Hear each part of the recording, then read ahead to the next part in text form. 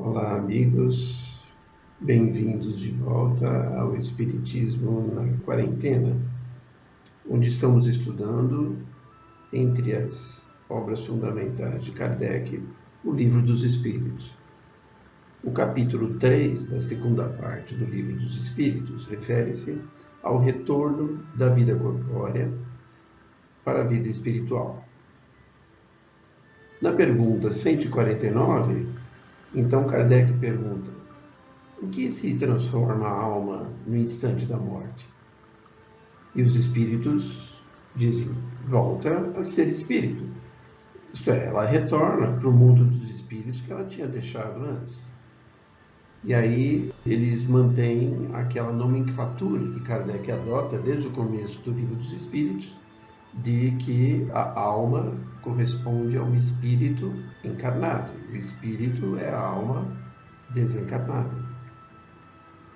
E como a alma, então desencarnada, conserva a sua individualidade?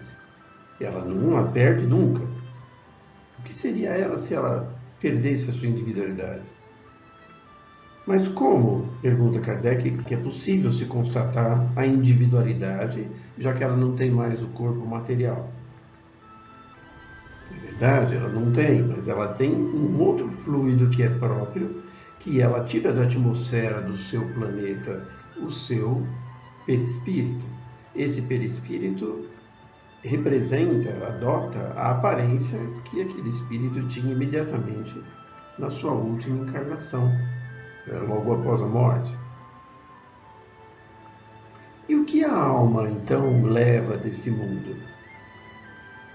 Ela tem a sua individualidade, mas o que mais ela leva? Não leva nada mais do que a lembrança e o desejo também de ir para um mundo melhor. Essa lembrança, claro, ela vai ser boa ou ruim, vai ser cheia de doçura ou cheia de amargura. Claro, depende do modo como o espírito viveu a sua vida que ele acabou de deixar. Quanto mais puro aquele espírito for, mais claro ele vai compreender quão fútil é aquilo que ele deixou lá na Terra. Esse espírito retorna a uma espécie de todo universal? Os espíritos dizem: bom, depende do que vocês entendem por todo universal. Se vocês entenderem esse todo como o conjunto de todos os espíritos que habitam o mundo espiritual, sim, ele retorna a esse conjunto. Mas é óbvio que ele não perde a sua individualidade, a sua própria personalidade. E que prova nós temos, nós podemos ter, da individualidade da alma após a morte? E aí os espíritos respondem de uma forma muito linda: não tendes essa prova pelas comunicações que obtendes? Se não estiverdes cegos, vereis. Se não estiverdes surdos, ouvireis. Então nós sabemos de vários casos, através de médiuns mais conhecidos ou menos conhecidos, de comunicações mediúnicas de espíritos após a sua morte do corpo, que vêm apresentando suas ideias, apresentando características que muitas vezes são identificadas por familiares que ficaram aqui ainda encarnados e que são, inclusive por isso, uma fonte de consolo para esses mesmos familiares, né? O nosso companheiro Francisco Cândido Xavier, durante muito tempo, desempenhou um trabalho nesse sentido, recebendo familiares de jovens, de adultos, de crianças desencarnadas, e que ele recebia então mensagens psicofônicas, psicográficas desses entes, e essas mensagens eram identificadas pelos seus familiares por características, por formas de se comunicar, por fatos que eram lembrados e que só a família é conhecida, enfim, por características que aqueles que realmente o conheceram em vida são capazes de identificar, mostrando então que aquela personalidade, aquela individualidade continua existindo. Desde que nós encontramos, então, nessas manifestações dos espíritos, seres que se manifestam com bondade ou não, mais sábios, mais ignorantes, mais felizes, mais infelizes, mais desgraçados, que têm todas as características, os mais alegres, os mais tristes, os mais fúteis, os mais sérios. Claro que nós estamos falando, então, com seres distintos e não simplesmente um único conjunto que se manifestaria sempre com a mesma característica. Finalizando esse tópico, Kardec pergunta como nós devemos entender a vida eterna, e os bons espíritos respondem que é exatamente a vida do espírito que é eterna. A vida do corpo, não. A vida do espírito é que não tem fim. Se nós considerarmos que a eternidade é algo que não tem nem começo e nem fim, então seria mais coerente dizer que os espíritos são imortais, porque em algum momento eles foram criados por Deus, mas não vão morrer jamais.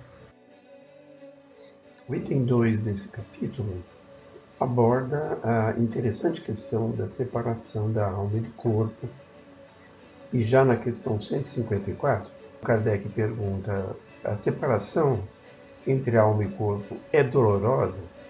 Essa é uma dúvida que todos têm, não é? E os espíritos então respondem que não. Que durante a vida o próprio corpo acaba sofrendo muito mais do que no próprio momento da morte. A alma não sente nada especificamente. Os sofrimentos que ela às vezes tem no momento da morte, para o espírito muitas vezes configura um prazer, porque é quando ele percebe que o seu exílio está no fim. Claro que quando a morte é natural, a vitalidade então se esvai por causa da idade, etc., o homem acaba deixando a vida sem perceber. É como se fosse uma lâmpada que vai se apagando devagarinho por falta de energia elétrica. Agora, como se opera a separação da alma e do corpo? Os espíritos dizem, é simples, os liames, os laços que retinham a alma ao corpo, são rompidos, e aí ela se desprende. Mas essa separação é instantânea? Seguindo uma transição brusca? Há uma linha divisória perfeita, marcada, entre a vida e a morte? Não. A alma se desprende gradualmente. A vida e a morte são estados que se tocam, se confundem. E o espírito, sim, em geral, se desprende pouco a pouco dos liames. Eles vão se soltando, não são rompidos. Então, Kardec comenta que o espírito, durante a vida, está ligado ao corpo pelo seu perispírito, como nós já sabemos. A morte destrói o corpo, mas não destrói o perispírito. Então, quando há o desencarne, o espírito se separa do corpo juntamente com o seu perispírito. A pesquisa de Kardec, analisando as comunicações de vários espíritos no instante da morte, mostraram que o desprendimento não é súbito, ele vai se operando gradualmente. E a rapidez ou a lentidão desse desprendimento varia conforme os indivíduos. Então, se verifica que para uns é bastante rápido, como se no momento da própria morte fosse uma espécie de libertação. Ele logo mais vai se sentir libertado do estado que ele estava ligado ao corpo. Mas em outras pessoas, principalmente daqueles que a vida foi mais material, mais sensual, em que houve mais apego às situações e às coisas da matéria, o desprendimento é bem mais demorado. Às vezes, conforme o indivíduo, pode durar dias, semanas, meses, às vezes chega a anos. Isso não significa que o corpo já não tenha terminado a sua vida, não implica que haja alguma vitalidade nele, mas que ocorre, mesmo após a morte do corpo, uma persistência de afinidade entre o corpo e aquele espírito. É uma afinidade que ele construiu durante a sua própria vida, pela importância que ele deu para as coisas da matéria.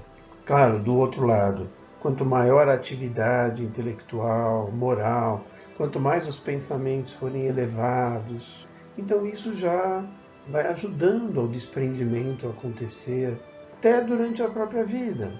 De modo que, quando chega a morte, a separação é bem mais rápida.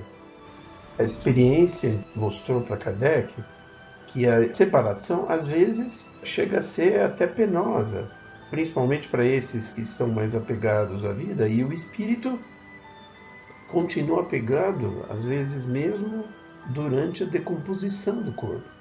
E ele, então, acaba presenciando ou acompanhando, de alguma forma, essa decomposição, que é uma situação muito desagradável.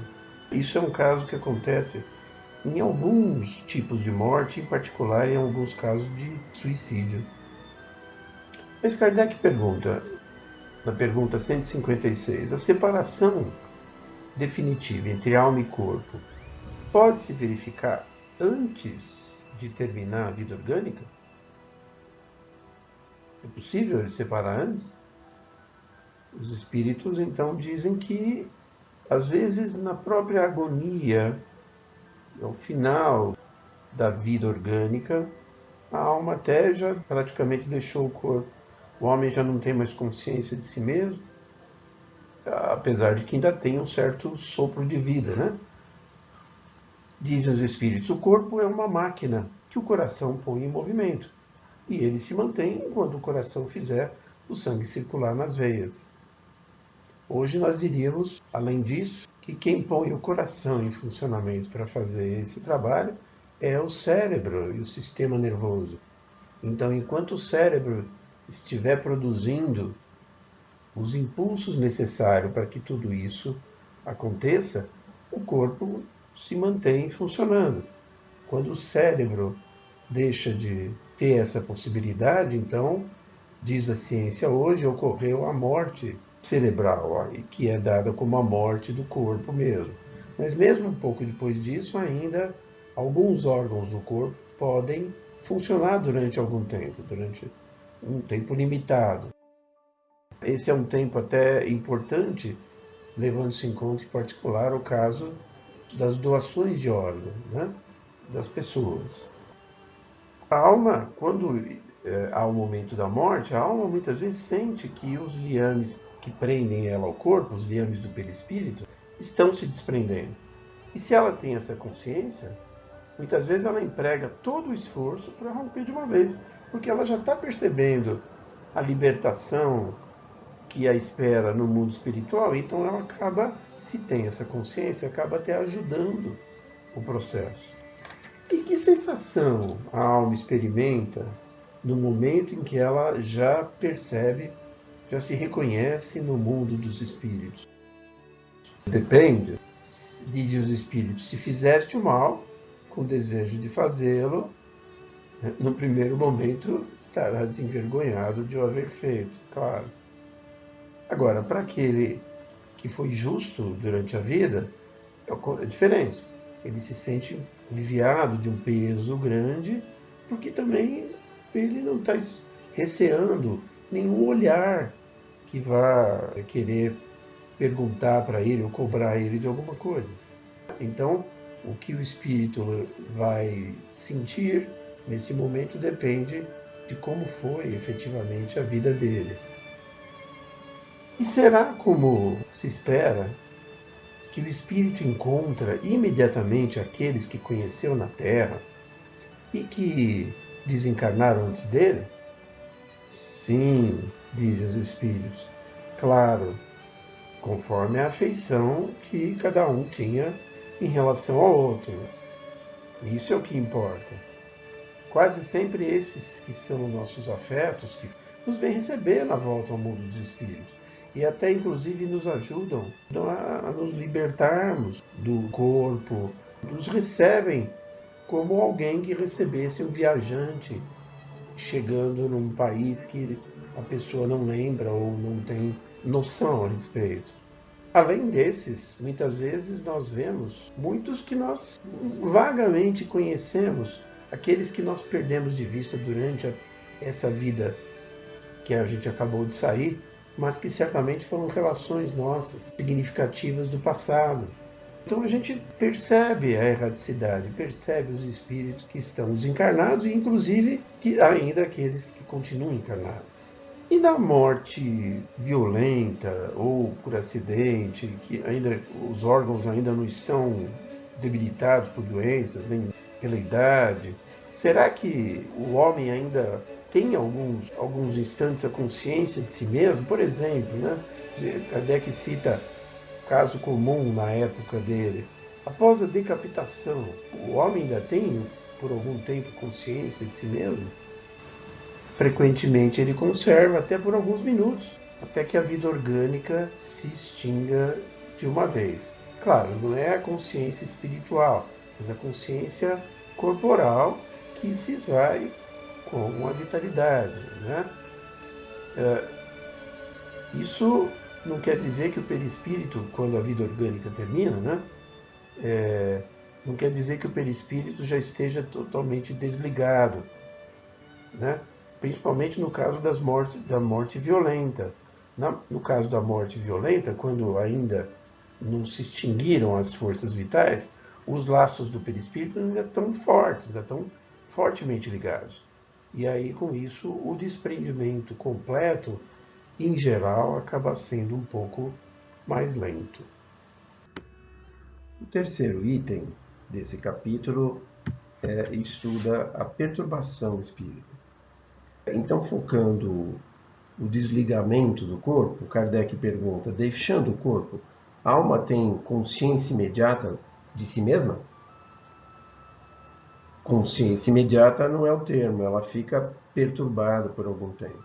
Então a alma, ao desencarnar, ao se separar do corpo, permanece perturbada por algum tempo. Agora, será que todos os espíritos vivenciam, experimentam essa perturbação no mesmo grau e pelo mesmo tempo, depois da separação entre a alma e o corpo? Dizem os espíritos que não, que isso depende da elevação do espírito. Então, aquele que já está mais purificado, ele se reconhece quase imediatamente. Então, por quê? Porque ele se desprendeu da matéria já durante a vida. No homem mais apegado, e ainda com problemas de consciência, ele acaba conservando por muito mais tempo a impressão da matéria. E aí Kardec pergunta: será que o conhecimento do espiritismo tem alguma influência sobre essa duração maior ou menor desse estado de perturbação? E os espíritos afirmam que sim, uma grande influência, porque o espírito compreende antes a sua situação. Então isso já faz ele se reconhecer mais rápido. Mas a prática do bem e a consciência pura são os fatores que maior influência exercem. Então, o comentário de Kardec em seguida é bem esclarecedor. Claro, no momento da morte, tudo é confuso. A alma precisa de um tempo para se reconhecer, fica meio atordoada. É como mais ou menos alguém que acordasse depois de um sono profundo e olhasse em volta para tentar entender o que está acontecendo, né? A lucidez das ideias e a memória vai voltando, no caso do desencarne, à medida em que se extingue a influência da matéria, da onde a alma se desprendeu. E a duração dessa perturbação de pós-morte é variável. Então, dizem os espíritos, pode ser de algumas horas, como no outro extremo, de muitos meses ou até anos. Isso depende de como o espírito está se identificando com o seu estado futuro. A perturbação tem algumas circunstâncias particulares, segundo o tipo do caráter do indivíduo e de acordo com o gênero de morte. Nas mortes violentas, como suicídio, como um acidente, ferimento, etc., o espírito então é surpreendido. E aí, muitas vezes, ele se espanta e não acredita que está morto. Até às vezes sustenta que não morreu, teima. Mas, inevitavelmente, ele vê o seu corpo. sabe que aquele corpo é dele, e aí ele não entende bem o que aconteceu, principalmente se ele não tem esclarecimento sobre a vida após a morte. E às vezes ele procura as pessoas de sua afeição, os familiares, e se dirige a elas, e como ele não respondem, ele não entende o que está acontecendo. Isso dura até que ele se desprenda completamente da matéria. Isso a gente entende, né? Principalmente para o espírito que não tem esclarecimento sobre a vida após morte. Para ele a morte ainda é sinônimo de destruição, de aniquilamento. Ora, se ele continua a pensar, se ele ainda vê, se ele ainda escuta, ele não acha que está morto. Além disso, ele olha para o seu corpo e parece que o corpo dele é muito semelhante àquele que deixou na Terra. Ele julga que é sólido, compacto às vezes, e só vai perceber isso depois de um tempo, que aquele corpo é mais de natureza mais etérea. Então, isso depende muito da instrução espiritual daquele espírito em particular. E em particular para aquelas pessoas também, mesmo aqueles que estavam doentes, aqueles que não pensavam em morrer. Num caso desse, os espíritos até assistem o seu próprio funeral como se fosse um do estranho. Eles comentam até achando que é de uma outra pessoa que está passando e que eles até respeitam, né? Agora, para o homem de bem, a perturbação após morte não é penosa. Para ele há um pequeno período, mas é um período mais calmo, mais ou menos como a sensação que acompanha um despertar tranquilo de um sono. Agora, para aquele que tem a consciência que não está pura, né, que tem compromissos, então, lógico, é cheia de angústias, de ansiedade, de receios. E essa é uma situação muito particular. Mesmo nos casos de morte coletiva, a experiência de Kardec permitiu observar que todos que pereceram ao mesmo tempo nem sempre vão se rever logo depois da morte. Cada um desencarna com uma preocupação diferente e o mais comum é cada um ir procurar os seus interesses, as pessoas do seu interesse, e acabam se revendo depois. Continuemos estudando o Livro dos Espíritos para que a gente possa entender melhor as questões espirituais da nossa vida. Até a próxima!